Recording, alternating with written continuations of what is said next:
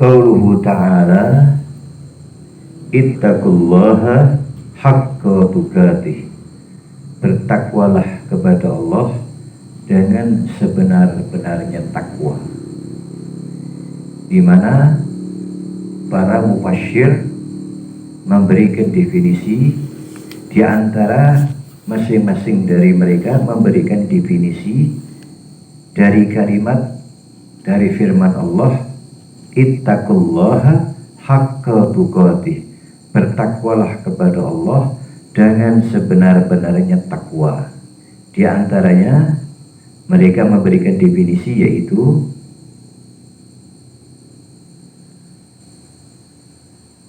huwa ayyuta'a fala yu'sha. Makna daripada bertakwalah kepada Allah dengan sebenar-benarnya takwa adalah yaitu hendaklah Allah itu ditaati dalam segala perintahnya dan jangan dimaksiati. Wa yudhkaru fala yunsa.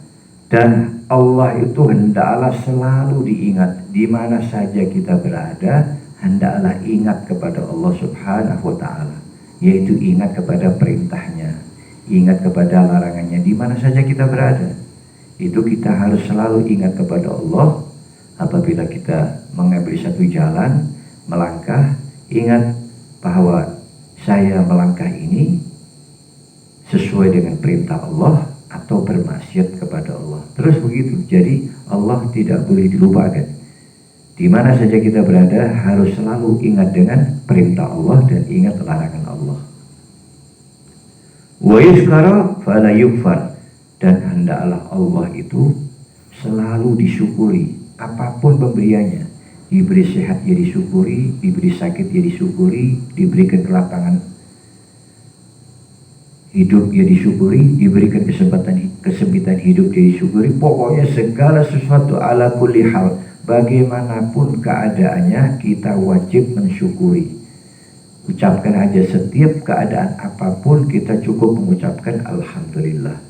Dalam keadaan sakit alhamdulillah, dalam keadaan sehat alhamdulillah, dalam keadaan sempit alhamdulillah, dalam keadaan longgar alhamdulillah, dalam keadaan sedih alhamdulillah, dalam keadaan gembira alhamdulillah. Pokoknya ucap alhamdulillah. Allah wajib disyukuri, sebab segala sesuatu yang diberikan oleh Allah itu pasti ada baiknya buat kita semuanya.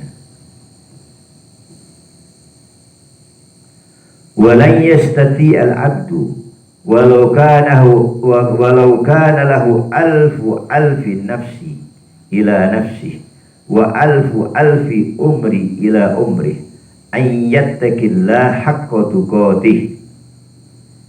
Sekiranya kenapa kok Allah itu wajib ditaati dan Allah jangan dimaksiati? Allah hendaklah selalu diingat, jangan pernah melupakan Allah, perintah-perintahnya maksudnya ya. Kemudian hendaklah Allah disyukuri, jangan dikufuri. Karena apa sebabnya? Di sini dikatakan sekiranya walan yastati al-abdu, tidak akan mungkin, tidak akan mampu seorang hamba, siapapun yang namanya seorang hamba, baik itu nabi, baik itu rasul, baik itu para wali, baik itu para sholihin, semuanya, pokoknya siapapun yang namanya hamba Allah, baik itu malaikat, semuanya tidak akan mampu untuk mentaati Allah dengan sebenar-benarnya takwa. Jadi kalau kita sudah tahu begitu, kita ini gak bakal mampu untuk mentaati Allah haqqa tuqatih, dengan sebenar-benarnya takwa kepada Allah. Dan kita tidak akan mampu untuk melakukan suatu apapun untuk meraih cintanya Allah Subhanahu wa ta'ala. Maka dikatakan di sini walau kana lahu alfi nafsin ila nafsi, walaupun orang tadi itu mempunyai 1.000.000 umur di luar umurnya. Jadi kalau umur kita ini masih 50 tahun ditambah 1 juta, jadi 1.050 tahun. Kalau umur sudah 60, 1.060 tahun.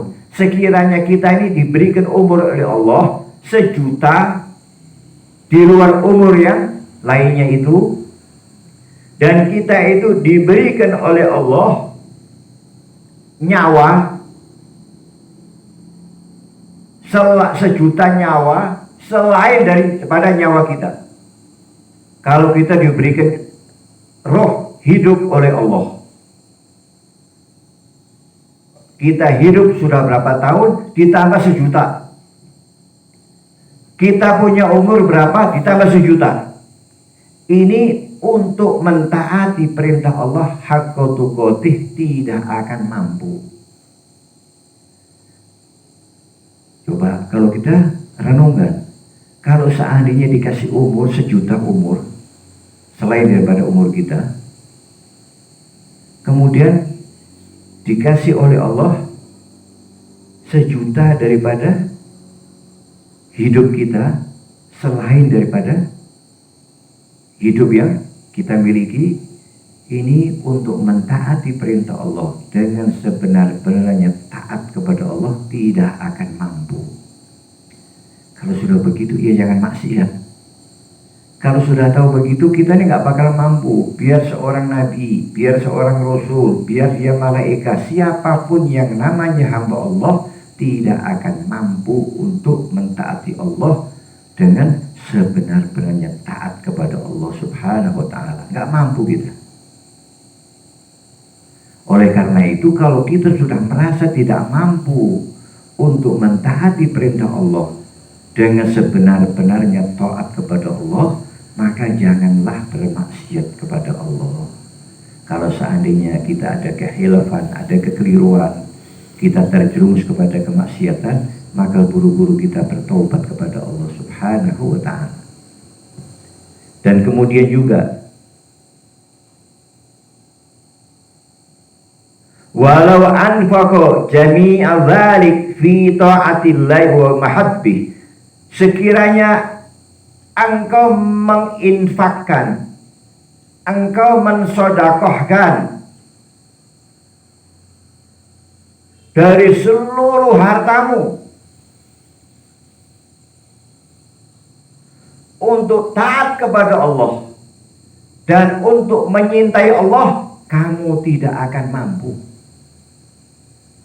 Jadi kalau kita ini punya harta sedunia ini, milik kita semua harta sedunia ini, ya emasnya, peraknya, semuanya, pokoknya sedunia ini milik kita semuanya. Kemudian kita sedekahkan untuk menandingi ketaatan kita kepada Allah, nggak bakal mampu. Untuk menyintai Allah nggak bakal mampu. Jadi kita jangan merasa bahwa diri kita paling takwa, nggak bakal mampu. Bahwa Allah itu sudah ridha kepada saya, sudah cinta kepada saya, nggak bakal mampu. Man arada an ya'lama ma lahu indallah falyanzur ma lillah indah. Barang siapa yang ingin mengetahui kedudukannya di sisi Allah, maka hendaklah dia merenungkan dirinya, introspeksi kepada dirinya, sejauh mana perintah Allah yang telah kita laksanakan dan sejauh mana larangan Allah yang telah kita jauhi. Jadi jangan kita mengatakan saya orang yang bertakwa kepada Allah, saya ini orang yang cinta kepada Allah, masih jauh itu. Jadi jangan merasa diri kita itu sudah termasuk orang-orang bertakwa kepada Allah dan orang-orang yang menyintai Allah Subhanahu wa ta'ala. Allah sudah cinta terlebih dahulu kepada hambanya. Ini kita harus merasa diri kita bahwa diri kita adalah hina, diri kita adalah rendah, kita tidak ada kemampuan untuk melakukan ketaatan kepada Allah Subhanahu wa ta'ala. Harus merasa diri seorang hamba seperti itu. Ini akan menjadi hamba yang paling taat beribadah kepada Allah Subhanahu wa ta'ala. Wa dzalika li'azmi haqqillahi ta'ala ala ibadi. Kenapa kok tidak mampu semuanya? Seandainya kita diberikan 1.000.000 umur dari umur kita untuk taat kepada Allah, dengan sebenar-benarnya taat kepada Allah, diberikan kita hidup 1.000.000 hidup selain daripada hidup kita untuk taat kepada Allah, dengan sebenar-benarnya taat kepada Allah. Seandainya seluruh isi bumi ini milik kita semuanya, disedekahkan, diinfakkan untuk taat kepada Allah, dengan sebenar-benarnya taat kepada Allah, semuanya ini tidak akan mampu, tidak akan bisa menduduki sebagaimana sebenar-benarnya taat kepada Allah Subhanahu wa taala. Karena di sini semuanya itu disebabkan karena keagungan Allah, kebesaran Allah, hak Allah itu terhadap hambanya. Karena saking besarnya hak Allah terhadap hambanya,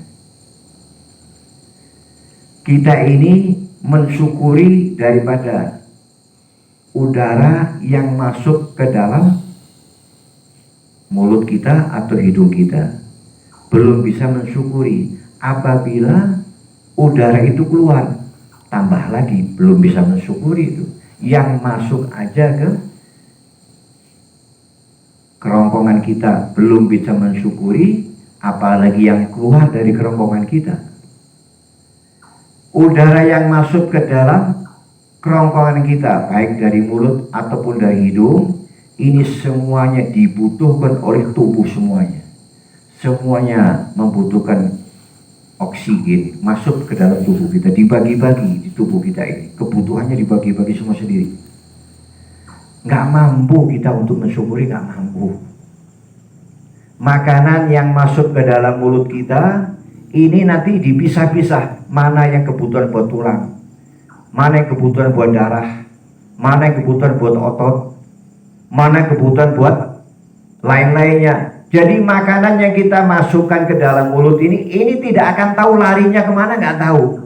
Larinya ini ke darah, atau larinya ke tulang, atau larinya ke kulit, atau larinya ke rambut, atau larinya kemana, ini kita nggak bakal tahu ini. Dan kita nggak pernah membagi-bagi makanan. Makanan masuk satu, ini buat tulang. Makanan masuk satu lagi, ini buat rambut. Makanan masuk satu lagi, ini buat darah. Makanan satu lagi, ini masuk buat otot. Kita tidak pernah mengatakan seperti itu. Begitu makanan masuk ke dalam mulut, langsung dibagi-bagi oleh tubuh.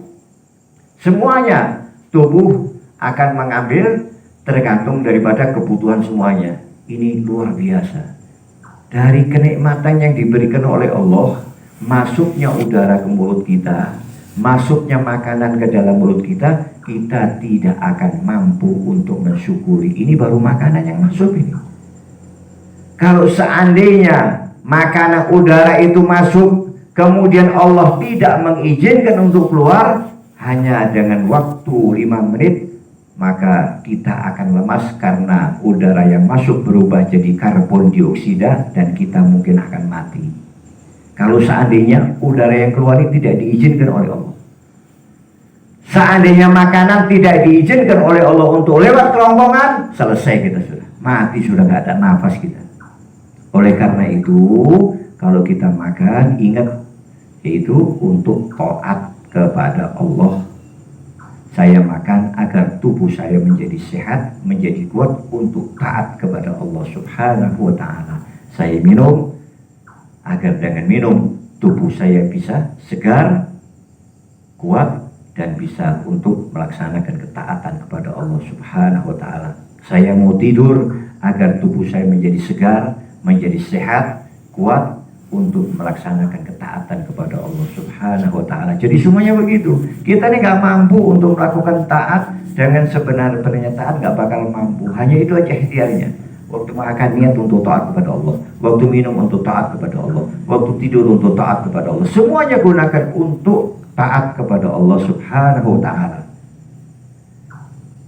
Karena sekali lagi bahwa hak Allah itu lebih besar daripada hambanya. Pemberian Allah itu lebih besar. Jadi kalau kita merasa bahwa kita sudah orang yang paling taat kepada Allah, alangkah sombongnya orang itu. kita tidak akan mampu untuk melaksanakan ketaatan kepada Allah. Kita tidak akan mampu untuk mensyukuri atas segala nikmat Allah. Nggak bakal mampu. Hanya nikmat makanan masuk ke dalam mulut aja nggak bakal mampu. Tangan bisa dipakai untuk pegang makanan kemudian ngarah ke mulut, ini nggak bakal mampu. Sekecil daripada kenikmatan Allah, kita tidak akan mampu untuk mensyukurinya. Oleh karena itu jangan kita bermaksiat kepada Allah Subhanahu wa ta'ala. Li jalali azamatillah, karena memang keagungan Allah dan kebesaran Allah, maka seorang hamba tidak akan mampu untuk taat kepada Allah dengan sebenar-benarnya taat kepada Allah Subhanahu wa ta'ala. Wartifai majrih, karena tingginya Allah Subhanahu wa ta'ala yang maha tinggi. Jadi sekali lagi kita diperintahkan, yaitu dengan firman Allah, haqqa tuqatih, bertakwalah kepada Allah dengan sebenar-benarnya takwa adalah kita hendaknya. Jangan kita, Allah hendaklah selalu diingat. Jangan pernah kita melupakan Allah. Apapun pemberian Allah, mau pemberian yang enak buat diri kita ataupun yang tidak enak buat diri kita. Diberikan sakit, alhamdulillah. Diberikan sehat, alhamdulillah. Diberikan sempit rezeki, alhamdulillah. Diberikan lapang rezeki, alhamdulillah. Semuanya walhasil jangan pernah kita melupakan Allah Subhanahu wa ta'ala dalam keadaan bagaimanapun. Selalu ingat kepada Allah Subhanahu wa ta'ala. Insya Allah kalau kita seperti itu akan menjadi hamba yang tangguh di hadapan Allah Subhanahu wa ta'ala. Nggak mudah ngeluh, nggak mudah putus asa. Semua apapun yang terjadi pada diri kita, yang kita rasakan, yang kita dengar, semuanya adalah merupakan perbuatan Allah, dan semuanya itu merupakan daripada perbuatan dan kehendak Allah Subhanahu wa ta'ala. Itu aja kita pegang kuncinya. Apapun yang diberikan oleh Allah, jangan pernah kita ngeluh. Apapun kita nggak boleh ngeluh, cukup ngadu kepada Allah, tidak perlu mengeluh kepada manusia. Nah, kemudian di sini dikisahkan, wa qad qala afdhalul qaimin bi haqqillahi wa akmalihi Muhammadun Rasulullah sallallahu alaihi wasallam fi du'ai, yaitu sesungguhnya orang yang paling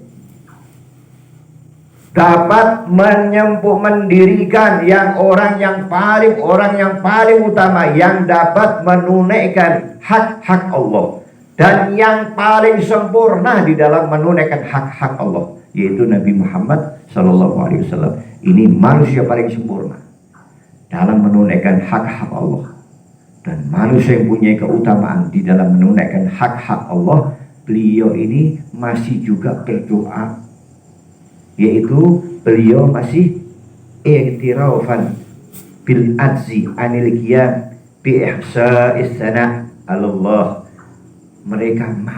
Beliau ini masih mengakui, ini Nabi Muhammad itu orang yang paling takwa. Nabi Muhammad orang paling sempurna di dalam menunaikan hak-hak Allah. Ini beliau masih mengakui atas kelemahannya, yaitu untuk menunaikan hak-hak Allah. Kalau kita sudah merasa sudah sempurna di dalam menunaikan hak-hak Allah, ya berarti Nabi Muhammad kalah sama kita.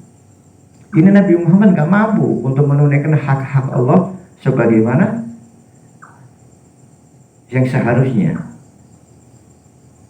Di mana beliau mengatakan dengan, yaitu menghitung pujian-pujian kepada Allah Subhanahu wa ta'ala. Nggak mampu kita nggak mampu memuji Allah, nggak mampu kita.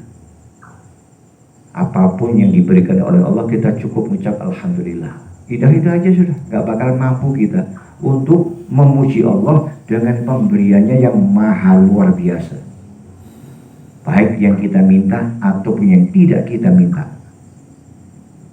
baik yang terlintas di pikiran kita ataupun yang tidak terlintas di pikiran kita, dikasih sama Allah. Ibu-ibu atau kalian tidak pernah berdoa supaya besok terbit matahari, tapi dikasih terbit matahari oleh Allah Subhanahu wa Ta'ala. Gak pernah itu terlintas, gak pernah terlintas di pikiran kalian, gak pernah itu besok mau mendung atau mau hujan, kalian gak pernah terlintas, tapi dikasih oleh Allah matahari. Kalian tidak pernah meminta agar udara ini masuk ke dalam rongga mulut kita atau hidung kita dan kemudian keluar kembali, tidak pernah kita minta, tapi diberi oleh Allah Subhanahu wa Ta'ala. Ini hak Allah, ini cukup besar terhadap hambanya, sehingga Nabi Muhammad tidak mampu untuk menghitung pujian-pujian terhadap Allah Subhanahu wa Ta'ala. Ini Nabi Muhammad. Sekali lagi, Nabi Muhammad orang yang paling utama di dalam menunaikan hak-hak Allah. Dan Nabi Muhammad adalah orang yang paling sempurna di dalam menunaikan hak-hak Allah. Dia masih mengakui atas kelemahannya untuk menghitung pujian-pujian kepada Allah Subhanahu wa Ta'ala.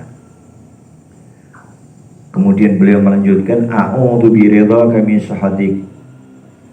Aku berlindung kepadamu ya Allah, yaitu dengan ridhomu dari murkamu. Ini Nabi Muhammad. Nabi Muhammad ini masih berdoa seperti itu, yaitu a'udzu biridhaka min sakhatik. Ya Allah ya Rabb, aku berlindung kepadamu dari murkamu. Wa bi mu'afatika min uqubatik, dan aku juga berlindung, yaitu keselamatan dari siksamu, azabmu. Ini Nabi Muhammad masih berdoa seperti itu. Wa a'udzu bika minka la uhsi sanan 'alaika, dan aku berlindung kepadamu atas ketidakmampuanku untuk menghitung pujian atas dirimu. Kama asnaita ala nafsik, sebagaimana engkau memuji kepada zatmu sendiri. Ini Nabi Muhammad. Sekali lagi, kita jangan merasa diri kita paling takwa kepada Allah Subhanahu wa Ta'ala. Diri kita ini lemah, kotor, penuh dengan dosa, dan lain sebagainya. Kita harus selalu merendah di hadapan Allah Subhanahu wa Ta'ala. Jangan merasa diri kita sudah orang yang paling takwa kepada Allah Subhanahu wa Ta'ala, sehingga banyak mencela orang nantinya. Mencela orang dianggapnya orang gak takwa, orang gak takwa. Kita sendiri belum bisa menunaikan takwa dengan sebenar-benarnya takwa kepada Allah Subhanahu wa Ta'ala. Ini Nabi Muhammad. Kemudian juga malaikat. Wa qad balaghana anna Allaha malaikatan lam yazalu mundu halqahumullah fi ruku' wassujud wattasbih wattakdis. Telah sampai kepada kami kisah malaikat, di mana para malaikat itu mulai diciptakan oleh Allah sampai nanti hari kiamat. Jadi ada Allah itu menciptakan malaikat dari mulai diciptakan sampai nanti hari kiamat, itu ruku terus, nggak pernah iktidal, nggak pernah sujud. Pokoknya dari mulai diciptakan malaikat itu sampai nanti hari kiamat, ya malaikat itu ruku terus, nggak pernah bangun dari ruku, tidak pernah mengerjakan selain ruku. Ada juga Allah menciptakan malaikat dari mulai diciptakan oleh Allah sampai nanti hari kiamat sujud terus, tidak pernah bangun dari sujud, tidak pernah ruku, tidak pernah iktidal, sujud terus sampai nanti hari kiamat. Demikian juga Allah menciptakan malaikat dari mulai diciptakan sampai nanti hari kiamat selalu bertasbih kepada Allah Subhanahu wa Ta'ala, tidak pernah mengerjakan yang lainnya. Dan demikian juga Allah juga menciptakan malaikat dari mulai diciptakan sampai nanti hari kiamat selalu mensucikan Allah Subhanahu wa Ta'ala.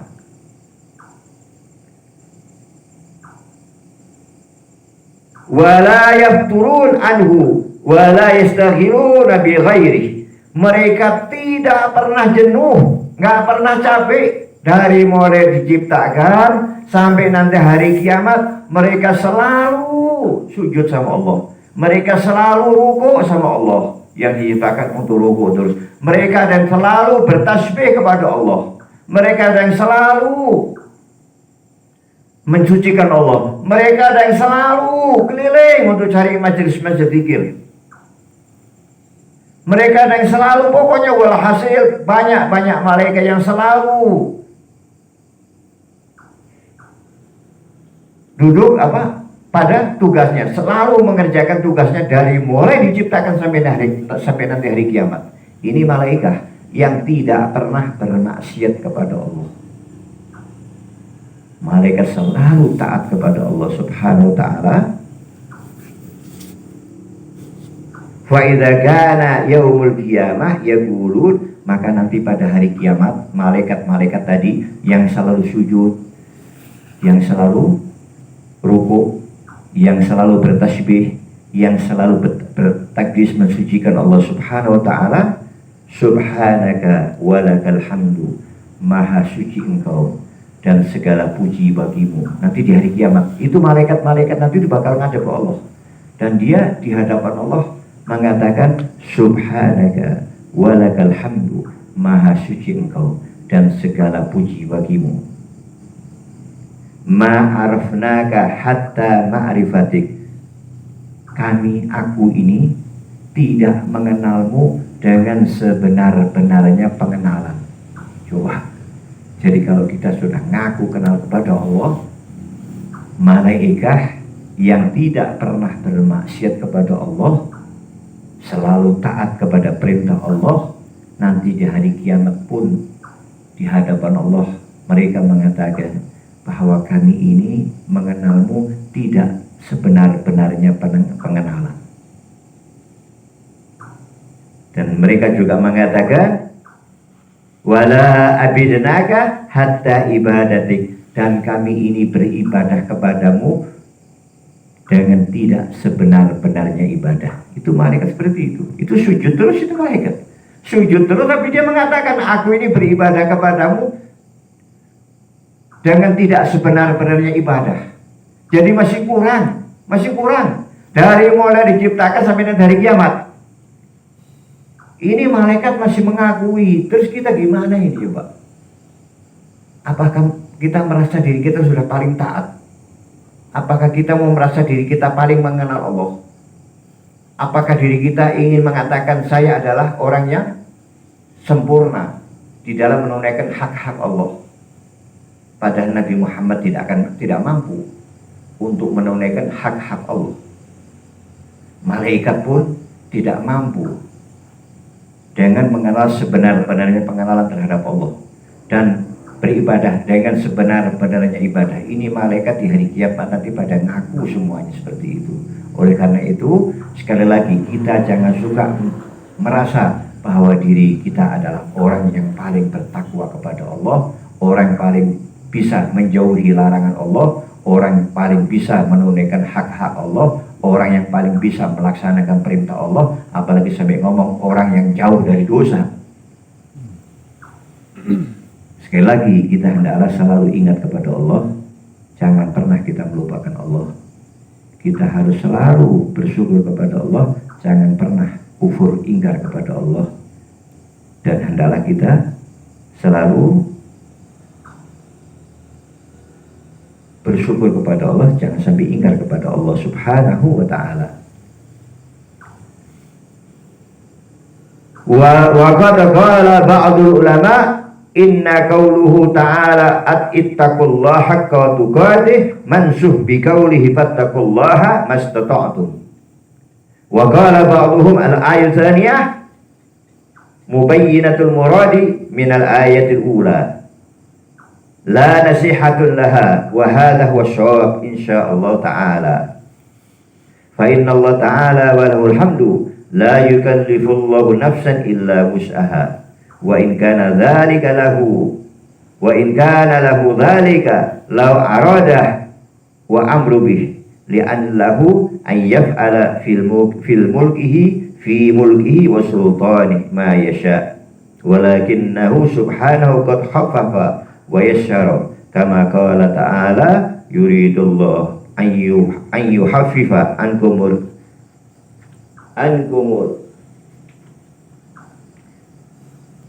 yuhaffifa anhum wa khalaqal insana dha'ifa. Di mana dikatakan untuk selanjutnya di sini, dan sesungguhnya sebagian daripada ulama yaitu menafsirkan daripada firman Allah Subhanahu wa taala ittaqullaha haqqa tuqatih, ini adalah katanya ulama ahli tafsir mengatakan bahwa ayat ini dihapus, yaitu fattaqullaha mastata'tum diganti dengan fattaqullaha mastata'tum. Jadi ayat ittaqullaha haqqa tuqatih ini dimansuh, dihapus, diganti dengan ayat yaitu fattaqullaha mastata'tum, bertakwalah kepada Allah yaitu sesuai kemampuanmu. Bertakwalah kepada Allah sesuai dengan kemampuan kalian, bukan bertakwalah kepada Allah seenak kalian, bukan. Hati-hati, ini kadang-kadang orang suka menerjemahkan bertakwalah kepada Allah semampumu, tapi malah dipraktekkan, diamalkan bertakwalah kepada Allah seenakmu malah. Udah pokoknya Islam iling gitu aja sudah. Jadi bukan semampumu tapi takwanya seenaknya sendiri sudah. Kapan aja pengen takwa, kalau pengen takwa ya takwa, nggak pengen takwa ya udah begitu aja sudah. Contohnya seperti kalian diperintahkan oleh Allah mutlak, thalabul ilmi fardhu, mutlak, tidak ada tawar menawar. Tapi ya kadang-kadang ta'lim, kadang-kadang enggak. Mastata'tum, bertakwalah kepada Allah semampumu, tapi diberikan makna bertakwalah kepada Allah seenakmu sendiri sudah. Pokoknya seilingmu sendiri sudah. Ini jadi orang banyak yang menyalahgunakan daripada ayat ini, yang harusnya bertakwalah kepada Allah semampumu, tapi diterjemahkan di dalam kehidupan sehari-hari bertakwalah kepada Allah seenakmu sendiri sudah. Gimana dah caramu takwa terserah sudah. Ini oleh karena itu tujuan kita ta'lim adalah yaitu agar roh kita hidup. Banyak orang-orang ta'lim rohnya nggak hidup. Nah, tujuan kalian ta'lim ini agar rohnya hidup. Kalau kalian punya tujuan, jadi kalau kalian ta'lim punya tujuan apa? Untuk mengamalkan daripada ilmu yang telah kita dapat. Ini nanti ilmu tadi punya roh yang akan mengendalikan kalian. Apabila kalian nanti tidak mengamalkan, diingatkan nama ilmu tadi, dibimbing oleh ilmu tadi, karena ilmu tadi punya roh hidup, selalu dampingin kalian. Tapi kalau ta'lim nggak punya tujuan, pokoknya asal lainnya datang ikut aja, numpang datang sudah, yang penting rame-rame aja sudah. Ini ta'lim seperti ini ta'limnya, ilmunya nggak ada rohnya ini. Jadi ilmunya itu susah untuk diamal. Karena apa? Nggak hidup. Karena apa? Nggak punya tujuan. Jadi dia berangkat dari rumah, tujuannya apa nggak tahu. Yang penting pokoknya rame-rame sudah, ikut rame-rame aja sudah. Nah, kalau kalian punya pandangan seperti itu atau punya prinsip seperti itu, mulai sekarang dihilangkan. Bahwa tujuan ta'lim adalah untuk mengamalkan ilmu yang didapat. Kalau kalian punya tujuan, nanti ilmu kalian ada rohnya. Sebab roh daripada ilmu adalah tujuan. Mau apa tujuannya kalian? Tujuannya adalah untuk melaksanakan perintah Allah, dan tujuannya untuk mengamalkan ilmu yang telah kita raih. Itu nanti punya roh ilmu tadi. Oleh karena itu kalian gak usah heran kalian kalau ada orang ta'limnya rajin tapi ilmunya dilanggar. Sudah gak usah heran itu sudah. Karena apa? Gak ada rohnya, gak hidup, ilmunya mati. Dia tahu bahwa korupsi itu haram, tetap aja korupsi. Dia tahu dendam itu hukumnya dilarang, tetap aja dendam. Sifat iri dilarang, tetap aja iri. Karena apa? Ilmunya tidak punya roh. Oleh karena itu yang kita raih sekarang adalah rohnya daripada ilmu tadi. Apa rohnya? Tujuan tadi. Kita punya tujuan, insya Allah ilmu kita akan punya roh. Insya Allah akan dapat mencegah daripada perbuatan keji dan mungkar. Ilmu kita nanti akan bimbing kita nantinya, ya.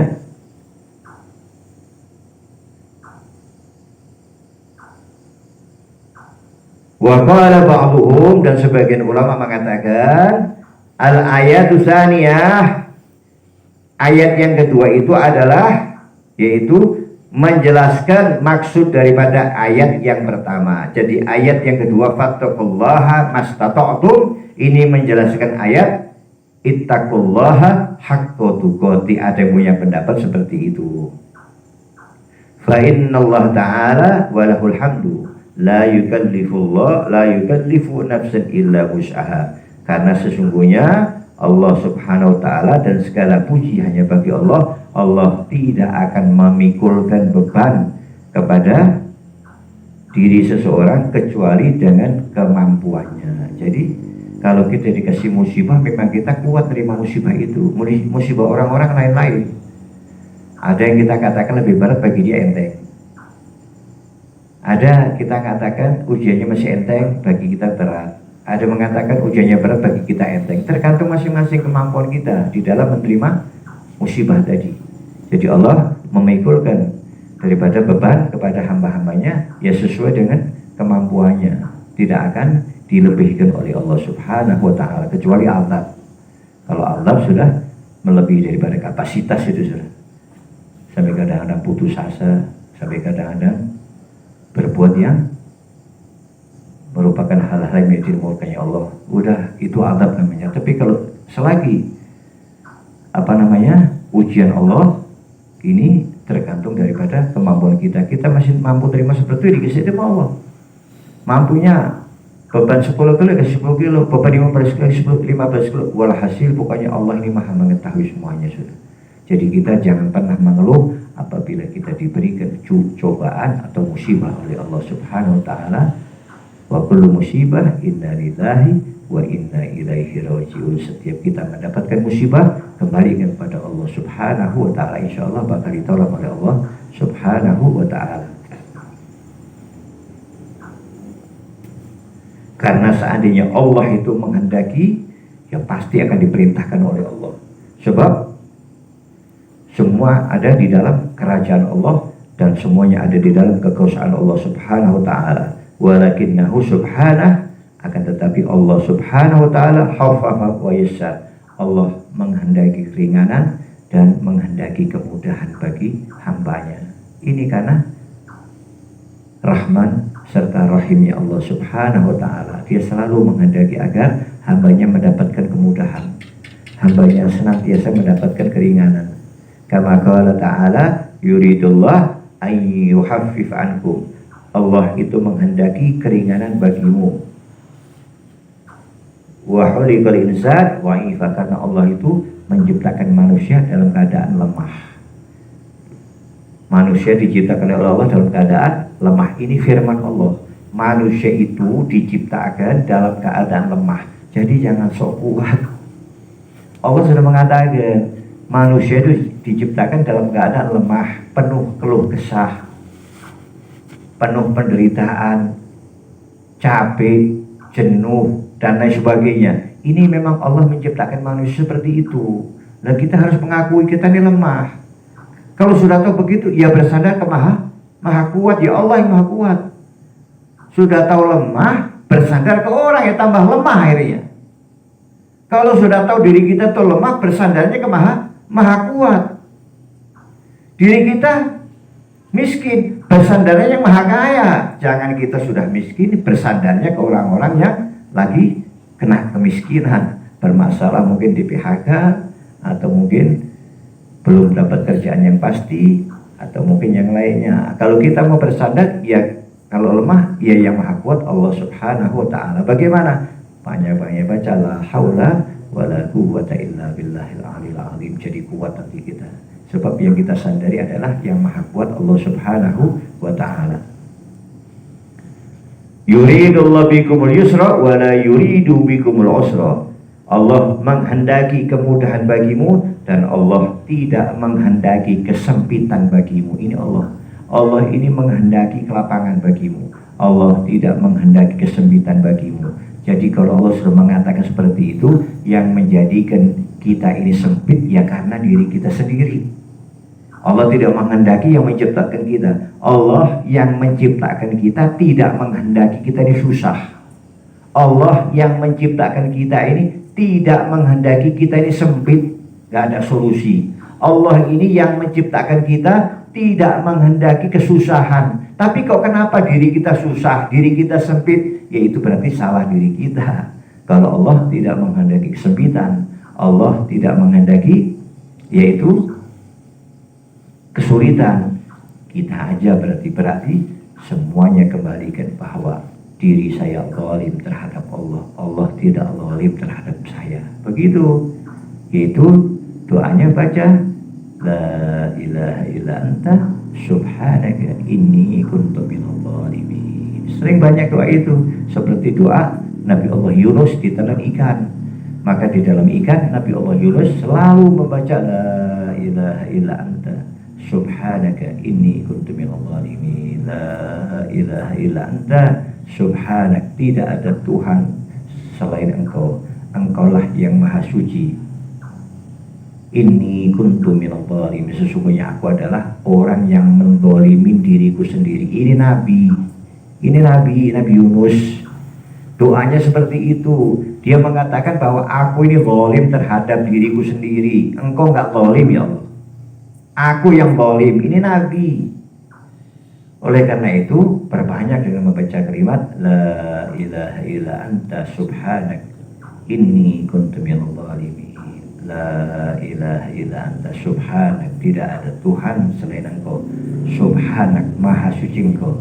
Ini sesungguhnya aku kuntu minadh dhalimin, adalah orang-orang yang menganiaya diri sendiri. Itu Nabi Allah Yunus doanya seperti itu. Oleh karena itu kita banyak untuk menyebut sebagaimana doa yang dilantunkan oleh Nabi Allah Yunus, la ilaha illa anta subhanaka inni kuntu minadh dhalimin. Insyaallah mudah-mudahan dengan sedikit pembahasan masalah takwa kita tahu berarti kita ini tidak akan mampu untuk takwa dengan sebenar-benarnya takwa. Kita tidak akan mampu menunaikan hak-hak Allah sebagaimana mestinya. Nabi Muhammad pun masih mengakui tidak, lemah, tidak mempunyai kemampuan untuk menunaikan hak-hak Allah. Para malaikat pun yang mulai diciptakan sampai hari kiamat tidak pernah bermaksiat kepada Allah, selalu taat atas perintah Allah, selalu beribadah kepada Allah. Ia sujud, terus ia ruku, terus ia bertasbih, terus ia mensucikan Allah, terus nanti di hari kiamat mengakui, aku mengenalmu bukan sebenar-benarnya pengenalan, dan aku menyembah kepadamu, beribadah kepadamu bukan dengan sebenar-benarnya ibadah. Ini malaikat, apalagi kita orang yang awam penuh dengan dosa. Rabbana anfa'na bima 'allamtana, Rabbi 'allimna alladhi yanfa'una, Rabbi faghina wa faghi 'alana wa barakatin lana fi dinina ma'al budri unta wa dhaka Rabbi wa fiqna wa wafiqhum lima tadadi qawlan wa fi'lan karama warzuqil kulla halalan daima wa halal yawlama nahla bil khairi wa nufa kulla syar. Rabbana ashrih lana kulla syu'un wa qirra bi ridha kal uyun waqdi anna rabbana kulla duyun qabla an ta'tiyana rusulul manun wa ghfir istur anta akramu man syatar wa salatullahi taisal mustafa man ilal haqqi da'ana wal wafa bi kitabin fihi linnashi shifa وعلى الآل الكرام الشرفاء وعلى الصحب المصافيه الغرى اللهم اهدنا بهداك واجعلنا ممن يشار في رضاك ولا تولنا وليا سواك ولا تجعلنا ممن خالف أمرك وعصاك وحسبنا الله ونعم الوكيل ولا حول ولا قوة إلا بالله العلي العظيم وصلى الله على سيدنا محمد وعلى آله وصحبه وسلم والحمد لله رب العالمين. سبحانك اللهم وبحمدك أشهد أن لا إله إلا أنت أستغفرك وأتوب إليك. السلام عليكم ورحمة الله وبركاته.